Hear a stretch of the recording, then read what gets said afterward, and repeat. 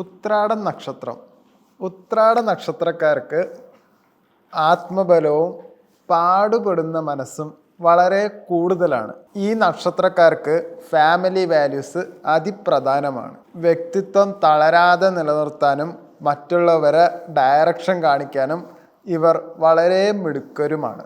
ഇവരുടെ ചിന്തന രീതി പ്രായോഗികവും അടിസ്ഥാനത്തിൽ ചിന്തയുള്ളവരുമാണ്. മുൻ പരിചയങ്ങളിലും അതുപോലെ അനുഭവ സമ്പത്തിലുമാണ് ഇവർ കൂടുതൽ പഠിക്കുന്നതും ഇവർ കൂടുതൽ പ്രവർത്തിക്കുന്നതും. ഒരു സ്റ്റേബിൾ ആയിട്ടുള്ള ഗവൺമെൻറ് ജോലി, ബിസിനസ്, അതുപോലെ വൈദിക രംഗവും ഇവർക്ക് നല്ല ശോഭനീയമായിട്ടുള്ള ഒരു കഴിവ് കാഴ്ചവെക്കാൻ ഇവർക്ക് കഴിയും. വിവാഹപ്പൊരുത്തം നോക്കുകയാണെങ്കിൽ ഇവർക്ക് ബന്ധനമുള്ള നാളുകൾ മകീരം, രോഹിണി, മൂലം എന്നീ 3 നാളുകളാണ് ഇവർക്ക് കൂടുതലും അനുയോജ്യമായ നാളുകൾ.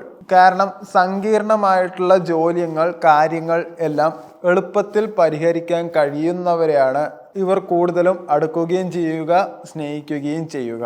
അതുമാത്രമല്ല ഇവർ കൂടുതൽ ആകർഷിക്കുന്നത് നിഷേധാത്മകതയില്ലാത്ത ബന്ധങ്ങളെയാണ്. ദീർഘകാലമുള്ള സ്നേഹബന്ധങ്ങൾ, കൂടെ നിന്ന് മുന്നോട്ട് നടത്താൻ പറ്റുന്ന ബന്ധങ്ങളെയാണ് ഇവർ കൂടുതലും ബഹുമാനിക്കുകയും പിടിച്ചു നിർത്താനും ശ്രമിക്കുകയും ചെയ്യുക. ഞാനൊരു പ്രൊഫഷണൽ ആസ്ട്രോളജിസ്റ്റ് അല്ല, ഞാനൊരു പേഴ്സണലി ഒരു സൈക്കോളജിസ്റ്റാണ്.